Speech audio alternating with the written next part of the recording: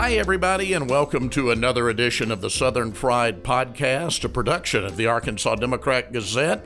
I'm Rex Nelson, senior editor of the Arkansas Democrat-Gazette, and my guest is one of the men that I really consider the fathers, if you will, of what we now consider the present version of downtown Little Rock. Rett Tucker, a family with deep roots in Arkansas, here in the capital city. Rett, thanks so much for joining me for a conversation. Rex, great to be with you. I know we share a lot of the same interests, and I thought it would be an interesting 30 minutes or so to talk about Little Rock and the state of things and where you see things going in the capital city. I wanted to first start, though, a little personally.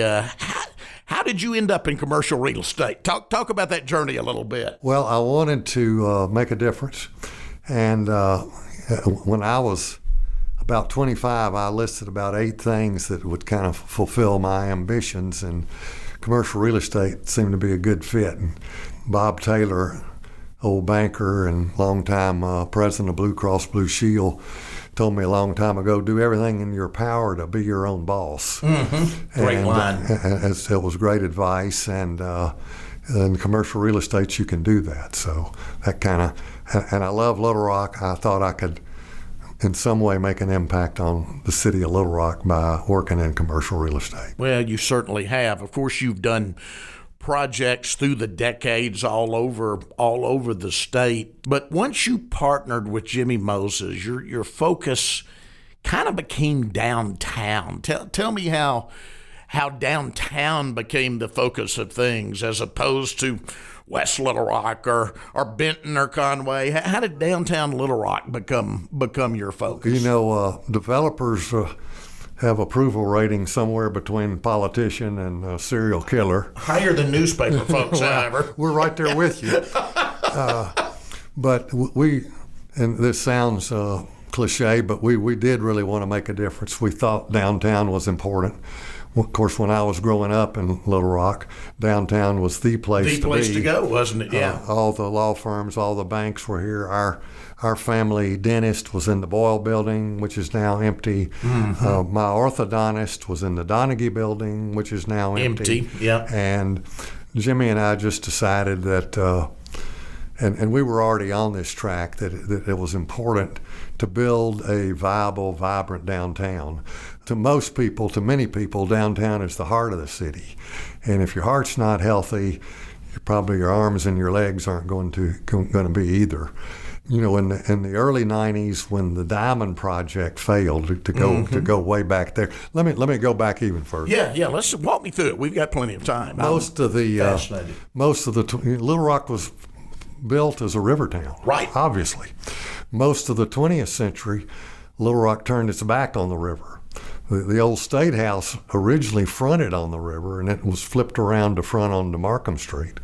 And when I was growing up here in the 50s and 60s, you know what was on the river? The county jail, the Tenenbaum scrap metal dealership, mm-hmm. great folks, and the Chris and Shaver gravel operation. Wow. Most places, people will pay to be on water. Many places even pay to be able to see water. And so we wanted to rediscover the river after the failure of the Diamond Project in the early 90s, and out of that came the future Little Rock long-term planning, and it's one that has really worked, and it was the impetus for the creation of the River Market District. Mm-hmm. And I think it was on that basis that President Clinton chose his location for the Clinton Library. And of course, subsequently to that, Heifer chose it as their world headquarters. Right. We'll get into that a little more later. Oh, yeah, I've got that down. I want to talk about what line college has playing there now. But you know, we had to bring in the required expert from Baltimore, and he said, find everything that works and try to create that critical mass. So we moved the Museum of Natural History. It became the Museum of Discovery, which has had a great 25-year run under now the leadership of Kelly Bass. Mm-hmm. And the farmers market was in the ground level of the 6th and Scott parking deck. So we built the River Market Hall and space for the farmers market and moved that there. And then Bobby Roberts agreed to move the main branch of the public library into the old Phones Brothers warehouse. They now have a wonderful campus there, as you know, with the Ron Robinson Theater and other facilities. And so at that point, the private sector started kicking in, and our company was one of those. We started building apartments and did the Tough Nut Loft apartments, which opened in 1999, so that's 23 years ago. Mm-hmm. And the Clinton Library opened some 3 or 4 or 5 years later in 2004. As I said, Heifer followed that, but you had restaurants and shops kind of filling in. I think Sonny Williams just recognized their 25th year. Doesn't seem that long. They have a really great following. So that's kind of how all that came about. But Jimmy and I wanted to expand on that, and we always talk about the 24-hour community. The old joke at the Excelsior Hotel was, if you went there and said, where should I go to dinner? Or where can I walk to dinner? And they said, oh, no, you don't want to do that. Go to the lobby here. Yeah. Don't leave the building. And then the other joke was, last guy out at 5 flipped the lights out. Uh-huh. And we wanted to build that 24-hour community, and, that requires residential. Mm-hmm. And probably more than anything, residential development has been really the basis for the growth and strength in the downtown over the last 20 years. Mm-hmm. And the residential stayed strong throughout the pandemic. It has seemed to be somewhat recession-proof, and the apartments have stayed full. So I hope and look to see more housing built downtown. Yeah. In the meantime, some major offices are leaving. Mm-hmm. Channel 7's going to leave. Been a long-time anchor on Main Street. That's just one example. That's kind of where we are today, and I'll let you move on to your next subject. No, I was just going to go back because you sparked a memory. I have not been around Little Rock nearly as long as you have, but I go back a ways. So when you mentioned the Diamond Project, I had a flashback to 31 years ago. I was editor of Arkansas Business, and I was there at I guess it was the Camelot Hotel then for the election night, and it was a somber bunch there, but that was a good example, Rhett, when that failed. I mean, it would have built an arena where the main post office was, where the Coachman's Inn for old timers will remember, among other things. But when that failed, that is a good example of keep plugging. And what we ended up with, of course, is what's now Simmons Bank Arena on the North Little Rock side, the expanded State House Convention Center on the Little Rock side, and what we ended up with going forward, I think, probably worked out better because now we're tying together both sides of the river. No question about it. I think that led to the location of the Dickey Stevens Park on that side of the river. On the North Little Rock side. And, I'd love to see Little Rock and North Little Rock merge someday, but that's a whole other subject. Don't see that ever happening. But yeah, Simmons Bank Arena is a tremendous draw. And, of course, Michael Marion is incredible, the job he does. One of the best in the country. He was a guest on one of these podcasts, and we went out. Michael was running a smaller facility in Tupelo, Mississippi, and got him. He had worked on the West Coast. He gave us the whole story on the podcast. You know it, of course, and made entertainment contacts. And ever since, this market gets a lot of shows thanks to Michael's contacts that markets this size normally don't get, as you know. Exactly. The groups will skip over Memphis or Tulsa because of Michael and his reputation of delivering a good product in the market. So both the ballpark and the arena and what they've done in Argenta are great compliments to downtown Little Rock. Yeah. Of course, we're hopefully coming off now for good, a 2-year pandemic. And I really, 2 years ago, I look back to where my thinking was at this time, and I'm thinking, my gosh, I bet we lose half of our independently owned restaurants if this thing drags on. And those people were just remarkable, how they switched to takeout, how they switched to delivery, how they continued to stay alive. Now, thankfully, the federal government enacted the PPP program that helped stay alive, but as I look down through the River Market District, which you talked about earlier, and which, again, you're one of the fathers of, seems that Little Rock came out of the pandemic pretty well and that most of the space is full down there now. It is, and you're right. The real heroes of the pandemic are these locally owned restaurant operators. And I remember Gio Bruno at Bruno's in the first few weeks telling me, and he was quick to jump on it. He said, Rhett, we're changing our model. Yeah.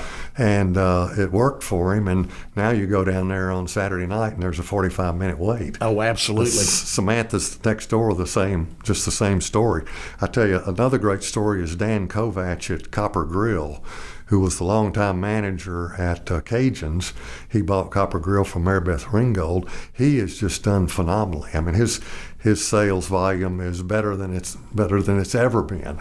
And then I'm a big admirer too of Don Dugan at Dugan's Pub, and now owns Dizzy's in South on Main. He is a great example of hard work paying off. Mm-hmm. So, I mean, yeah, threefold further down Main Street. Absolutely. They've hung in there very beautifully, and can't say enough about these folks. Yeah, they have done a good job. Now, we mentioned the River Market doing pretty well, but as we come on down here, we're taping this at the corner of Capitol and Scott, of course, where the Arkansas Democrat and later the Arkansas Democrat Gazette has long been headquartered. So let's talk Capitol Avenue, because you and I have talked about it. I've written some columns, as you know, in recent months about the need to really focus on Capitol Avenue. My thinking, Rhett, as you know, is that ought to be the state's grandest urban avenue leading up to our state capitol. And yet, frankly, it doesn't look very good right now. A lot of vacancies in the towers, a lot of surface parking, empty storefronts. It needs a real focus, it seems to me. It does need some focus, and I was pleased to see the mayor has appointed a Yes. committee, which I think you were invited to, but you said I need to be able to write about it. I would be too biased a subject to actually be on the committee. Yeah. And I don't even know if they've met. Do you? I do not know. My partner, Chris Moses, is on it. I'll check with him later. But yes, we do need to focus on Capitol Avenue, and the investment at the AC Marriott Hotel was a nice one. And again, people that managed to hang in there. I wrote a column about them, Rhett, as you know. It is a beautiful restoration of two historic buildings downtown. Great, really upscale brand that, again, a lot of markets bigger than this don't have the AC brand. And yet, bless their hearts, I have to say, they opened right before the pandemic started, but they've hung in there. They have hung in there. And if you look across the street, there are two buildings that have just come into new ownership. I was going to mention that, and that I think is a little brighter light, because we had both the Region Center and the Bank of America building tied up in lawsuits and bankruptcies. I mean, both of them, I don't think it would be unfair just to say have been a mess in recent years. And now Taconic out of New York, which has very deep pockets, has purchased the Regions building. Somebody with knowledge of that situation told me they thought they were about to put about $20 million, which would be wonderful, into that building. We've had a local developer, as we tape this, I was just reading about, that has purchased Bank of America. And I would have to think that now to have single ownership in place on both of those towers would be a more of a stabilizing influence. A big plus. And then physically, you recall, both those buildings have those great big huge bank lobbies, which the banks don't use anymore. And now you walk in there, it's kind of like a mausoleum. It's almost spooky. Yeah, it is a little spooky, and they need to break that space up, have frontage, have entrances on the street. Great restaurant locations in my mind in both of those lobbies. Exactly. Yeah. And, the experts say you need people walking on the streets. You don't need people driving into a parking deck, bringing their lunch, never leaving the building, and then exiting and going back to wherever they came from. You want people out on the street. And so, if restaurants are on Capitol Avenue and perhaps other uses, I do see the hint of a brighter future because of the new ownership of those two buildings. Yeah. Well, we have seen, again, what you all have accomplished in the River Market District, and then it started making its way south down Main Street. You mentioned, for instance, Bruno's. That one block now has 7 restaurants on that one block. It does, and and they're all good too. I've been to all of them as a guy who likes to eat. Don't we all? But something great about that block is all the old buildings were still there. Yeah. So it gave us and others something to renovate. And of course, we redeveloped the old Blast department store into what we called the Mann building. Mr. Mann was the architect of the state capitol and that facility. And that's where Samantha's and Bruno's went. We also put 19 loft apartments. Mm-hmm. And then above Samantha's is state offices, which Mike Beebe committed to. And I think if we have a little cooperation and support from the state, and let's not scatter all the state offices out all over the county. If we could concentrate some on Main Street, maybe that could be an impetus for the Boyle Building and or the Donaghy. Who knows? I was going to say, so the River Market, you're coming up that way. We know all the good stuff that's happened down on South Main. But then you've got the gap in there where your 2 tallest buildings on the street, Donaghy and Boyle, are empty. It seems to me that the next challenge downtown, we need to fill in that gap. Yes. And then we need to start moving west down Capitol Avenue also. I totally agree. And if you look at Main Street, there is a huge gap there. One other plus between the 300 block and Boyle and Donaghy is the Little Rock Tech Park. Mm-hmm. And we view that as a real plus for downtown. Glad we were able to locate it here. That was a challenge because ended up being a 4-3 vote. There were some that wanted to put it at University and 430. And we were able to persuade the board to put it downtown, and I think Brent Birch would tell you that's been a good thing. We'll be back with more of the Southern Fried Podcast, but first, this break. Hi, Rex Nelson here. Thanks for listening so far. A lot of the topics we cover here on the Southern Fried Podcast and many more can be found on the pages of the Arkansas Democrat-Gazette. If you'd like to support this great newspaper's commitment to bringing you the latest in Arkansas news, sports, and entertainment, consider subscribing to the Democrat-Gazette today. With your subscription, you'll get a digital edition of the newspaper every morning, along with the latest news and updates delivered to you on an iPad, provided at no extra cost. For just $34 a month, you'll get the same award-winning journalism you've come to expect from the Democrat-Gazette, including my 3 weekly columns, plus exclusive photo galleries, videos, articles, and digital extras, all in the palm of your hand. To sign up today, call 1-800-482-1121 or visit us online at arkansasonline.com/subscribe.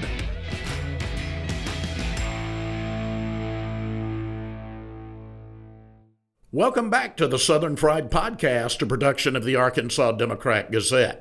Let's talk a little bit, we hinted at it a few minutes ago, about the gutsy decision by a small liberal arts school in Batesville, Line College. In full disclosure, I used to represent Line for 5 years when I was president of Arkansas Independent Colleges and Universities, so I'm biased. I like that school. I like all 11 schools that I represented, but Line has teamed up with the private sector now. Yes. With a plan to go into unused space now that Heifer has so many people working from home or elsewhere around the globe, in that building to open the state's first dental school, the state's first veterinary school.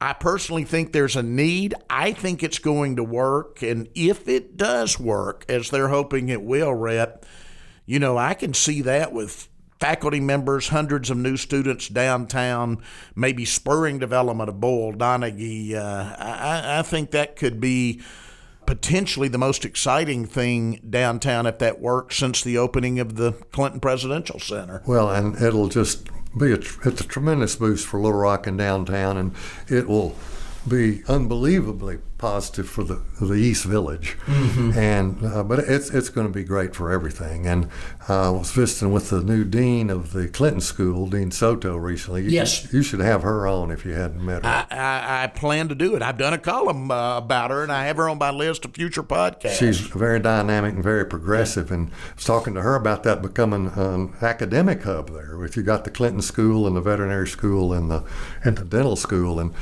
all the statistics say that all the U.S. is underserved by dental schools. Of course, Arkansas doesn't even have one, and Arkansas is among the most underserved as far as dental services are concerned. So I believe it will happen and will be very successful and will be a game changer for Little Rock. You talk about academic downtown. You've got the Clinton School. You add these two new schools. We mentioned your business partner, Jimmy Moses, and Jimmy has begun a push, and I'm on board. As you know, you saw my recent columns of getting UALR to have more of a downtown presence. I think on their South University campus, and to a lot of people in Central Arkansas, for better or worse, Rhett, they're kind of out of sight, out of mind. And if you could get, for instance, the business school to move downtown, perhaps partner with the tech park, I think it could benefit not only downtown, but benefit the university, more importantly, which has been losing enrollment for several years now. Yes, I mean, we're well aware of their problems, and the capital city should have a viable university. And, of course, UAMS is such a wonderful anchor, but, UALR, you mentioned the out of sight, out of mind, and it's also the perception is reality. And there's so many people just think, well, I don't think I want to go out there for whatever reason. It's just not in their consciousness. And I think a presence downtown, maybe in concert with the Little Rock Tech Park, that half a block across the street, across Capitol Avenue is available. That could be great for downtown, and as you say, great for UALR. And I hope the Board of Trustees will take a hard look at this. Me too. It could be great for everybody. Now, while we're talking about different sectors downtown, one area that I consider a real success story is the arts right now.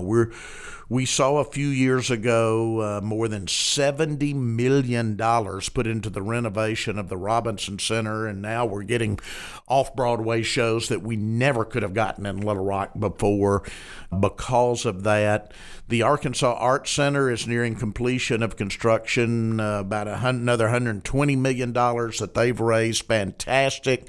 The Symphony Orchestra, again, talking about the East Village right down there by the Presidential Library in Heifer, is building the Stella Boyle Smith Center, which won't be a performance center, but it will be classes, it'll be smaller events, but that's a $10 million facility.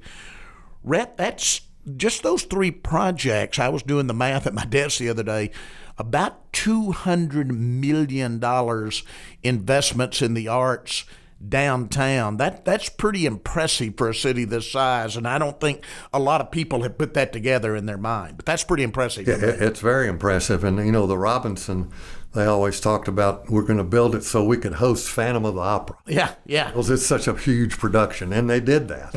And yes, what they've done, and that facility is just such an asset for Little Rock. And then, as you say, the Arkansas Museum of Fine Arts, it's been transformed into something really, really special. And I'll also mention the Rep, which now seems to be stabilized. They were on the brink there a couple of years ago. Yeah, absolutely were. And the Symphony is a major player as well. So, downtown is kind of where all the culture and history is, and to see the financial investment in those institutions is very encouraging.